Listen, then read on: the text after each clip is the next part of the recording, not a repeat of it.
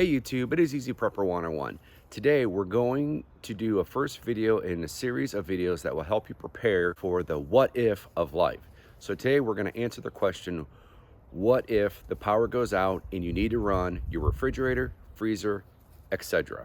For me, is my generator. We're going to kind of show you some things, hopefully help some new people out that are kind of into the prepping community, especially with the pandemic that happened last year, and we're not going anywhere anytime soon, but to try to help because I've had a lot of people ask for me to do a series on this, so we're going to do it. And I also want to give a big shout out to my dad for coming up for the what if, the scenario for this series. All right, let's talk about the first thing on our list, which you should have for any situation, and that is a really good generator. I have the Generac Wheelhouse 5500, and this is the phase 1 generator. It can run, it has 120 volts, can produce up to 45.8 amps of continuous alternate current load current, produces up to 2.9 amps up to 240 volts, and can produce up to 8,500 surge of watts. This is really good because you can use this for a wide variety of stuff in a grid down situation or anything. Like we live in Ohio, we live all the seasons pretty much. We have tornadoes in the spring and the summer. We have real bad rainstorms where it takes out the power line. So having a generator so your food does not go bad in your refrigerators, deep chest freezer, or if you have a sump pump and you don't have a battery backup, you're gonna want a good sized generator like this to help run your sump pump. Also too, because we do live in Ohio, we have all the the weather's wintertime. It's good to have, because if you look what happened in Texas just a little while ago with that big snowstorm hit where they didn't have electricity, all that stuff, having something like this could really help keep you alive. And this is just kind of one of the things we're going to be doing in this series of talking about a wide variety of stuff. But having this type of a generator is something really good to have. And what we're going to do right now is we're going to pause the video and we're going to get up close and show you kind of the front panel part as we have right here. So before we kind of do the front panel, we're just going to do a walk around the generator. One thing I forgot to mention when I was reading some of the description, this is a 5-gallon gas tank that has the little, tells you that we're full and empty on there and that. So as you can see, the glare of the light. So there's the E. There's full, and it shows that we're full. But this has wheels, and this is one of the things that I really like this generator. I've had this for a really long time. We have some rust on it, but that really doesn't matter because I took this in just a little bit while ago and got it all tuned up to make this that works, to make sure everything is flowing good and properly. As you can kind of see, let me fix the camera here. There's the kind of the power on and off, the choke, turn the gas on so it flows. And this is a pull start one. So, but as you can see, we have some very good sized wheels on there.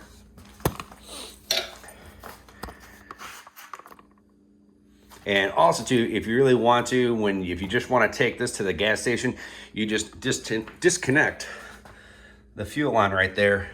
And you can just twist these, pull this off, you can take this right to the gas station.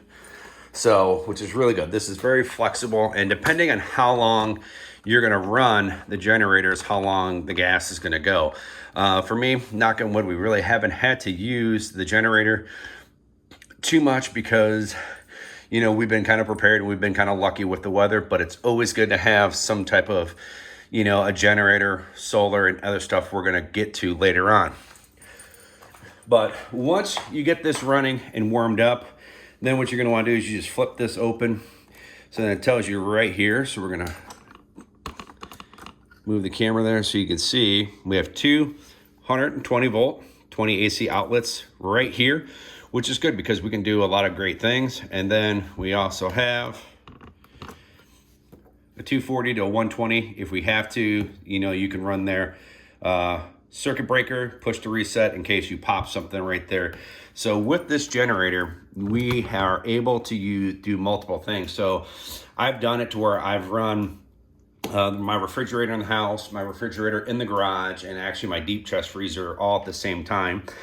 And this will put a load on it, but you just manage it, and so you don't have to run it all the time.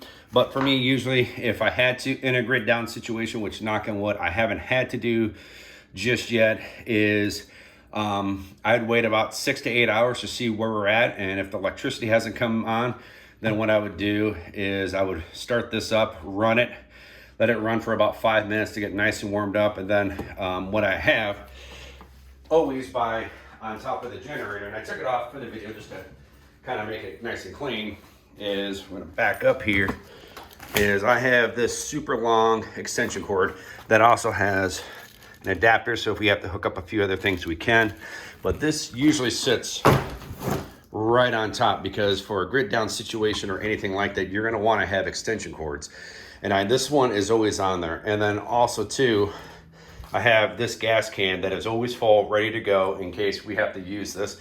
I always monitor the gas to make sure that it's always full all the time, and that's why I kind of have that gas can, because when I do run this for about 15 minutes, then usually what I'll do is I'll take that gas can, fill it back up into here, so we're rocking around, so this is always full.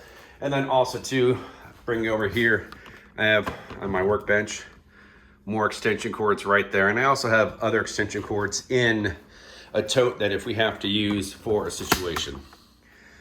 Now the one thing too is we do have in our house, in our basement, is we do have a backup battery sump pump, which this will charge that backup battery as well. But the great thing about having this generator, of having this run, not only can do your refrigerators, your deep chest freezer, it can also run your stove depending on the type of the plug you have. And also too, you can also plug in your tablets if you need to charge them. If you have cell signal and stuff like that, you're able to charge stuff on that. But for stuff like this, that's not what this is really for. That's why we have the solar kit, which we'll get into that later on in another video. But this is just for the main components of the house, of keeping your food cold all the time. So probably about every 6 hours to 8 hours, if the power hasn't come back on, I would start this up, let it run for about 5-10 minutes, depending on what you want to do. Plug everything in, get everything nice and cold, then you can shut it off. Set your, a clock or something that 6 to 8 hours later, as long as you're not opening and closing your refrigerators, you're going to want to, do that. Also too, we're also going to show you that I have more gas in another location in my backyard, but also too, I have some other family members that if they need to use this generator, they also have gas cans to help keep this running if they need to use it. So I have multiple family members and friends who are kind of a part of the group that can use this generator if they need to, and as long as if I'm not using it, and we have plenty of gas to go around and keep it going. Because if you look what happened in Texas, that was almost like 10 days before they really got power on, gas, stuff. Like I heard some of the things that were going on. I had a friend who was actually lives in Texas and told me that it was 10 days before they were able to have their power turned on and for him to go get gas at a gas station. So that was firsthand knowledge of what he told me. So you want to make sure that you have enough gas to get you through any situation. So with that in mind, we're going to show you how easy it is to start this up, because what I do with this and my snow blowers and lawnmowers, more likely in the wintertime, not with the lawnmower, but with the snow blowers and stuff, I will start my generator up here every 2 to 3 months, and I'll let it run for about 5 to 10 minutes, get it warmed up. And then what I'll do is I'll take the long extension cord, hook it up to one of the refrigerator I have in my garage or the deep chest freezer, just so the engine kind of gets used to that little energy load that's being put out. But right now we're going to take this outside and show you how quickly and easy that by managing and always starting it, keeping all of your equipment in good working order is very key. And the one thing, if you're having problems with your generator, go get it fixed right away, because you never know when something could happen. In Ohio, it's springtime and winds are picking up, the lines can knock out your power so quickly, you're like, oh crap. You need to have it working. You don't want to be in a grid down situation trying to work on a generator if you don't have power. And then plus two is if you have batteries that need to be charged, you need a generator, because sometimes we might forget and not keep up with the power. So now we're going to take this outside. All right, we're outside. We're going to show you how quickly easy to get this generator fired up here. Turn the on. Have that word, the choke's already on. Open up the fuel, which is right there. Just turn it down. And it also has the shut off valves. Makes it easy. And then just a quick little pull.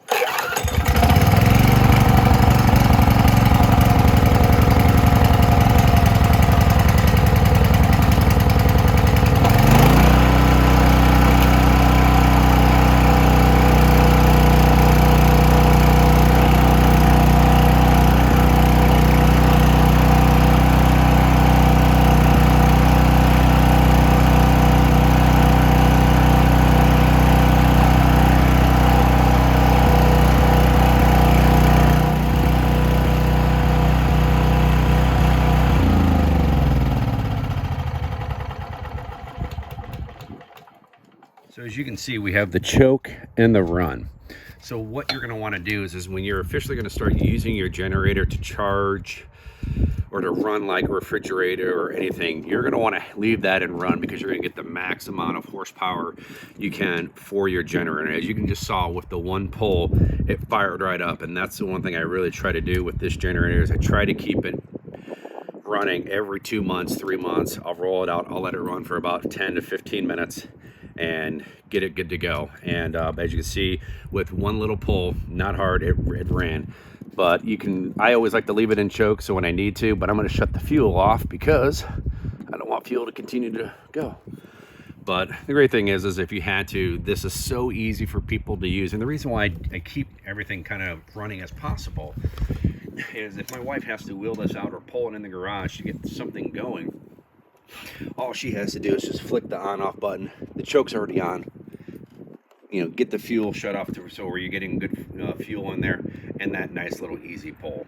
Once you do that, it's nice and simple. So this is an outside shed that I bought last year that holds a lot of my kind of extra gas and also some propane. As you see, I have a propane tank that is empty. I have to take it to get it filled today. And then I have 2 full gas cans that are 5.3 gallons. So I have just a little over close to about 10.5 gallons of gas right there. I have one in the garage, and then I have another one that's empty that I'm actually taking after I get this refilled, that another gas can goes there. So I've roughly, and then I also have my lawnmower gas can that's in the other shed that you kind of saw when I zoomed out at the very beginning, that is always full, and that's I think another 5.3. So I have roughly about 20 to 25 gallons of gas cans that are ready to go out all the time. And then like I said, I have my family members who also have gas cans in their house, the same size as that. So in a situation, we all band together and help each other out. And the one thing too, as you can see, this is going to be kind of in the video down the road, little you know, kind of an Easter egg for you. We're going to be kind of talking about other ways you're able to cook in a grid down situation. Before we wrap this video up, there are many types of generators out there. You need to figure out which one is going to be best for you and your family. And it really going to depend on where you live. Do you live in a house? Do you have a garage? Do you live in an apartment? Those are things that you're going to really have to look at to see what you're going to do. The great thing about this generator that it can do pretty much all the major utilities of your garage door if you had to hook it up, your refrigerator, deep chest freezer, sump pump, your stove, microwave, and a lot of other basic stuff that you're going to need. It will also charge your power tools. If you need to use it for a circular saw, there's many things that you can use this generator for. And also, if you really had to, depending on the situation and the type of the year that you're in, you can even hook this up to a heater, an electric heater, if you had to. But the one thing you know that you're going to want to remember, that if you are going to run this, you're going to want to run it, you know, outside. You're going to want to be outside, because in a bad situation where no one has power, people are going to hear the generator, people are going to want this. So if you're going to run this in your garage, you know, make sure that you crack your garage door, because so you can let the exhaust out. Because you saw once it got started, you know, we had some little some puffs of smoke coming out. So you're going to want to make sure that you lock your garage, or you keep this in your backyard, so when you're running it, you're right there with it, because you're going to hear other people with their generators running, but you don't want to be the one where someone steals it or, you know, makes a conflict. And if you want to try to kind of dampen the sound of it, just get a real big, thick, you know, like a heavy blanket, put it over the top. It won't muffle it all the way, but it's going to kind of muffle it so it's not as loud as everyone else's generators. The great thing about this, it has this little nut here with the pin. You can pull it out so this handle can come down to make it flat for storage if you have a van or a truck, so you can lift right there, and then also in the front. But so that's something you're going to want to keep in mind when looking at generators, if you have to move it, not move it. Some of the different generators, this generator is probably around 10, 12 years old. I think I saw one on eBay. It was for a pickup only. I think it was like under $300, which isn't bad. I mean, if for something like that, you'd want to take it in, get it checked out, make sure everything's working properly. But if you buy one brand new, you know, that's going to cost you about, you know, somewhere between $500 and $1,000, depending on what you want it to do.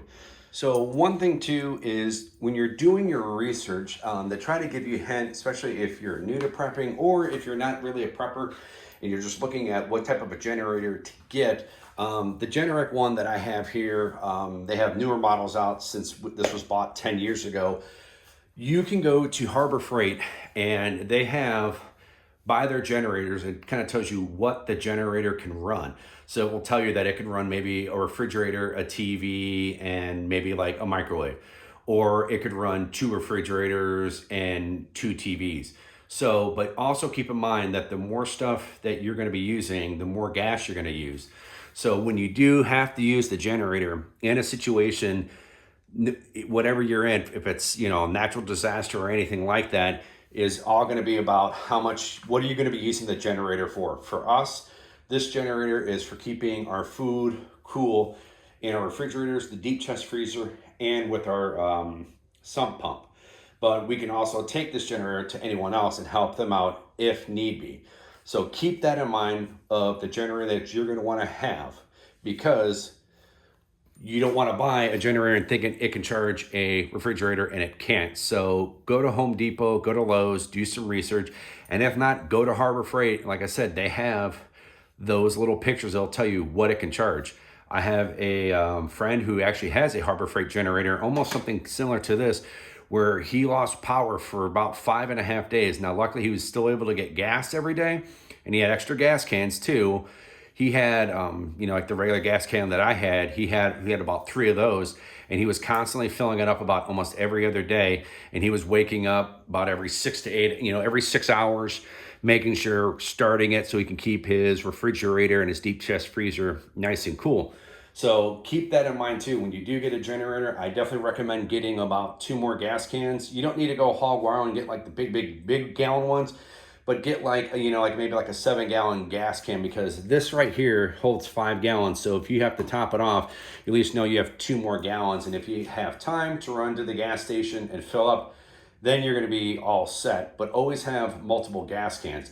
And that was one thing that, as you saw in the video, we actually have more in that shed outside. So keep that in mind, of make sure you have gas cans available.